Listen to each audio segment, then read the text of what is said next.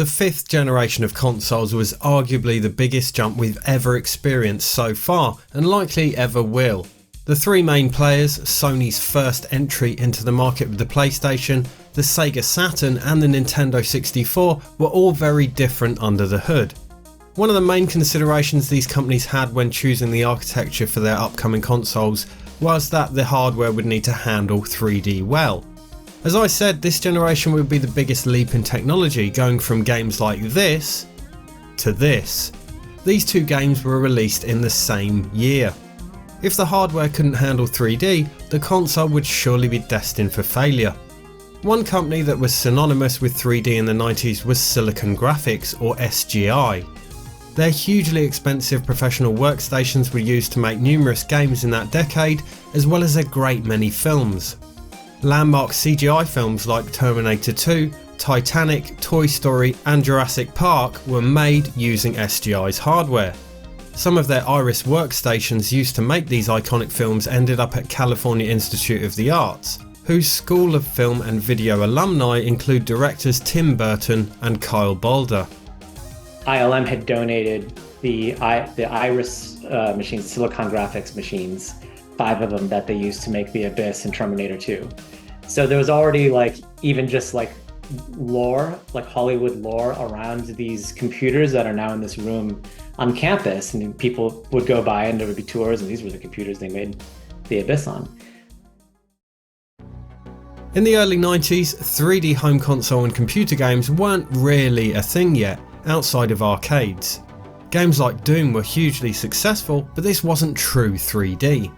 PC hardware was traditionally a CPU and an external coprocessor FPU, or floating point unit, which could handle complex calculations of large numbers that aren't integers, i.e. whole numbers. The importance of this with 3D is that shapes, for example characters and objects, may be made up of hundreds or thousands of polygons. As you can see here, the more polygons used, the more detailed and realistic the model becomes. To calculate the position of all these polygons every time the element moves, the processor has to calculate the position of each polygon very quickly by using floating point numbers. Integers are nowhere near precise enough for this. So when an object made of polygons moves, the hardware has to perform tens of thousands or more calculations per position, and there could be a great many positions per second. That's a lot of calculating. The rate at which a chip can perform these calculations is referred to as flops, or floating point operations per second.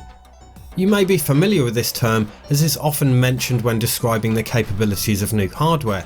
For example, 10 teraflops would equate to 10 trillion calculations per second. This is where FPUs came in, taking the strain away from the CPU. The FPU performs the calculations and then sends the results back to the CPU. Intel's 386 or 386 if you're in North America processor had an optional coprocessor, the 8387 FPU or i387, which was installed in tandem with the CPU. Its successor, the 486 or 486, had an FPU built into the CPU, as did all their chips since. But at this point it wasn't really used for 3D gaming. FPUs had mostly been used for business by engineers and designers. A GPU or graphics processing unit does this on another level. The Pentium was released in 1993 with a decent enough FPU, although it wasn't utilised much at that stage. But this was around the time interest in 3D PC games really started to grow. Graphics cards were starting to become more affordable, with several companies entering the market. We have in our possession a chip that could revolutionize medicine as we know it. By performing 100 billion operations a second, this chip could help us heal across continents. We could touch more lives and give us more time to cherish life's true rewards. But then we thought, hey, let's use it for games. 3DFX PC accelerators. So powerful, it's kind of ridiculous. If the next generation of consoles were to have any hope of competing with the advancing PC technology, they would have to excel at 3D. Now back to Silicon Graphics. What many didn't know at the time was that id Software's John Carmack was developing Quake, a revolutionary true 3D game that was based on OpenGL, developed by Silicon Graphics and released in 1992. OpenGL is an API for displaying 2D and 3D graphics, often utilising a GPU. When Quake was eventually released in 1996, the same year that the first 3D Effects Voodoo card was released, there were a plethora of graphics cards available. Silicon Graphics hardware was also being used for arcade games in the early 90s. For example, Yu Suzuki used SGI workstations to develop the 3D arcade games Virtua Racing and Virtua Fighter at AM2. Virtua Fighter was actually an inspiration for id Software before envisioning Quake. So what does all this have to do with the 5th generation of consoles? Well, back in the early 90s, Sony was shopping around for a chip for their new console. One producer of suitable chips was Silicon Graphics, who were actually looking to get into console hardware as they saw an opportunity in the shift to 3D. Silicon Graphics had been using MIPS processors for its workstations, which had powerful floating point capability built in, and in 1992 they made the move to buy the company. A year prior, in 1991, MIPS had released their first commercial 64-bit processor, the R4000, which SGI used in their Iris Crimson, the world's first 64-bit workstation. They bought MIPS to ensure they would have sufficient access to the chips, and renamed it MIPS Technologies Incorporated. MIPS also had a 32-bit processor, the R3000, developed well before the R4000 in 1988. This was an attractive option for Sony as it was quite cheap. A company called LSI were manufacturing chips that were similar to the R3000A. They had slight differences, but as the chip was binary compatible with the MIPS chip, i.e. it could run the same software without modification, it still used the MIPS programming interface. Their offering was the CW33300 CPU core, and I'm probably mispronouncing these chips, so apologies for that, which was a sort of build your own form of LSI's LR33300 CPU. This would allow the PlayStation to do 3D well, but keep costs down. Sony had their own sound and graphics chips to work with LSI's core, and interestingly Sony actually coined the initialism GPU with the PlayStation's development. So Sony went with a very old chip, considering it was originally released in 1988. The LSI chip was labelled as a Sony CXD8530CQ in the PlayStation. Now back to SGI wanting to enter the console market. Their new MIPS R4000 was perfect for a games console, so they approached who they believed would form a natural partnership. Jim Clark, founder of SGI, approached Sega of America's CEO Tom Kalinske to inquire about a potential collaboration. Sega of America were actually rather impressed by the hardware and even assisted SGI in tweaking it. Sadly, Sega of Japan were less enthused. Also, Sega wanted exclusive rights, which SGI weren't keen on awarding them as they wanted the option to offer the technology elsewhere. Sega's answer was ultimately a no. Jim Clark then went to Nintendo, and it's rumoured that Tom Kalinske had even suggested this avenue to him. He met with Nintendo CEO Hiroshi Yamauchi in early 1993, and Nintendo were much more taken with it. Nintendo were happy to progress without the exclusivity on which Sega was so adamant.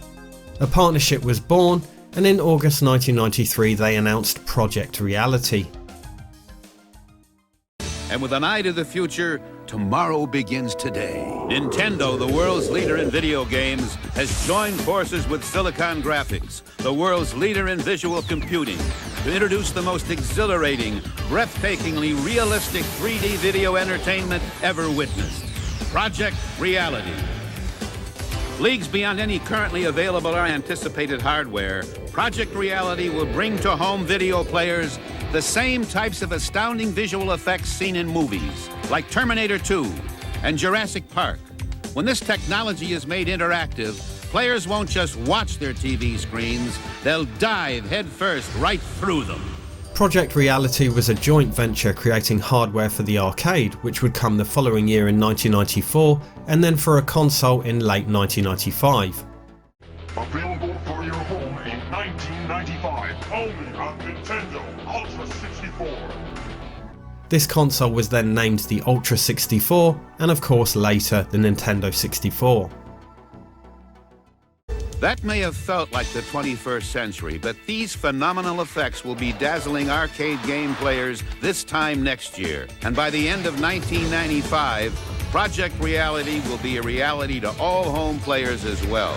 No other system will offer this dimension of realism. No other manufacturer can promise this scope of play. With this marriage of game-making expertise and technical wizardry, home video entertainment just took on a whole new dimension. The SGI hardware used for the console was two core chips. One was the CPU, an NEC VR4300. This was an NEC developed version of the MIPS R4300i, which was a cheaper version of the R4000. As with the LSI chip that Sony went with, this was compatible with the MIPS software.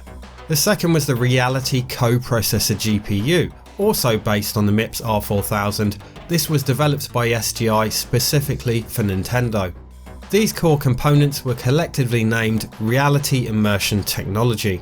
So the fact that Sega assisted SGI in tweaking the technology actually ended up benefiting one of their direct competitors. In 1995, SGI began shipping their Onyx development workstations loaded with their Reality Engine 2 software, which were used to develop many Nintendo 64 games. These workstations were famously expensive, costing anywhere up to $250,000, and were used by Rare to develop games like GoldenEye for the console. Mainly it was done on silicon graphics machines, so we all had either quite high-end machines. I had the big one because I was doing a lot of 3D modeling, so I had an Onyx 2 Reality Engine, which was the size of a small fridge and sat beneath my desk and pushed out huge amounts of heat. And it was a really hot summer. We were sitting there with fans blowing in all directions because there was no air conditioning in this little old converted farmhouse. So we had windows open and we were daisy chaining fans down the corridor to try and get the heat to come out of the building. But yeah, I really loved it. I mean, amazing machines. At the time I was just staggered by this machine. I took pictures of it and sent to all my friends saying, look what I'm using, I've got this Onyx 2 Reality Engine. Rare's David Doak actually joined the company as an SGI systems administrator before working on the games themselves. They were always advertising at Rare for people to, because they were expanding their teams to do the N64 stuff. And then there was an advert which was for, programmers, artists, and we need a system administrator for our Silicon Graphics network. Yeah, and it was quite strange because I was surprised they offered me the job, and as I got to know them later, they were saying, well, I was the only choice. They didn't have anyone else who had the same experience. The original SGI Onyx was released in January of 1993 and served as the basis for the development of the Reality Immersion technology for Nintendo's console. Sega ended up going for Hitachi's SH2 or Super H processor. And to make things complicated, they had two identical SH2 CPUs working as master and slave, and then an additional co-processor called the SCU, or Saturn Control Unit. If it sounds complicated, that's because it is, and the Saturn was notoriously difficult for developers. The outcome of all this is obvious in hindsight. Sony's move to go with a cheaper processor ended up being a wise one. We all remember the now famous $299 announcement at 1995's E3. $299.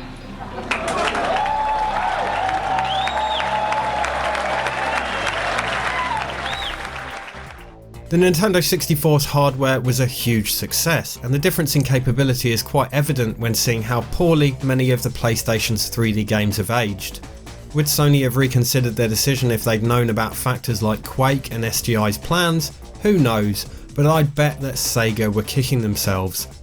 The PlayStation ended up selling over 100 million units worldwide. The Nintendo 64 sales pale in comparison at around 33 million, and the poor old Saturn trails behind with a mere 9 million.